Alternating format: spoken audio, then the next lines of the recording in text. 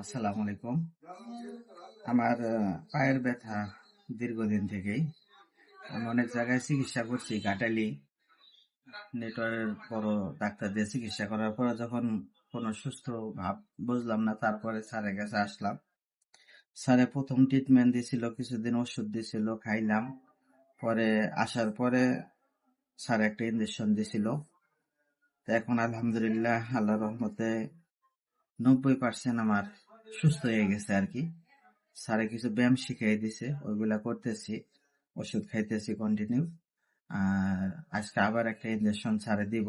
আচ্ছা, আপনার হাঁটুটা আমরা কিভাবে দেখছিলাম যেন? হাঁটুটা দেখছিলেন আপনি যে আলট্রা মেশিন ব্যবহার করে, ওই মেশিন দিয়ে আপনি ল্যাপটপের মধ্যে দেখছিলেন। মানে একদম হাঁটুর ভিতর দেখা হ্যাঁ যাইতেছে। হ্যাঁ, ভিতর এক্সরে দেখা করে কি ওইটা দেখা যায়? না না না, এক্সরে করে ওটা দেখা যায় না। আপনি যেভাবে দেখে ইঞ্জেকশনটা দিয়েছিলেন, এভাবে আসলে ইঞ্জেকশন এখনো ঘাটালে আসে নাই এরকম। আপনার দ্বারাই আমি প্রথম দেখলাম এই ইঞ্জেকশনটা দেওয়া। আচ্ছা দেখ আলহামদুলিল্লাহ, আল্লাহ আমাকে অনেক সুস্থ করছে, বাকিটা আল্লাহর উপরে।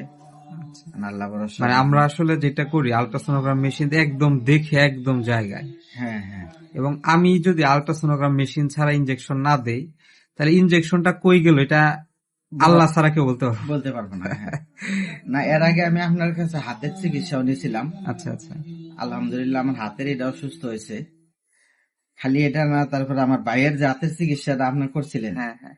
আমি বলছিলাম আমার ভাইয়ের আপনার কাছে আসার জন্য। আল্লাহর মধ্যে একটা ইঞ্জেকশন দেওয়াতেই আমার ভাইয়েরটাও সুস্থ হয়ে গেছে। হাতের কোথায় ব্যথা ছিল আপনার? আমার হাতে ব্যথা এই যে এই জায়গায় মানে ছিল। কোন হইতে ছিল, এই আচ্ছা জায়গায় ছিল। আমার হাতের ওই জায়গায় এখনো দাগ আছে। ইঞ্জেকশনটা যে দিছি আমি, আচ্ছা আচ্ছা। দেখাইতেছি, এই জায়গাটা দাগ হয়ে গেছে। তারপর আমার মানে জিনিসটা সুস্থ হয়েছে আর কি। এই যে জায়গায় এই যে একটা হ্যাঁ হ্যাঁ দাগ আছে, আমি আপনাদের একটা কথা বলি, এই যে যে দাগটা আছে হ্যাঁ।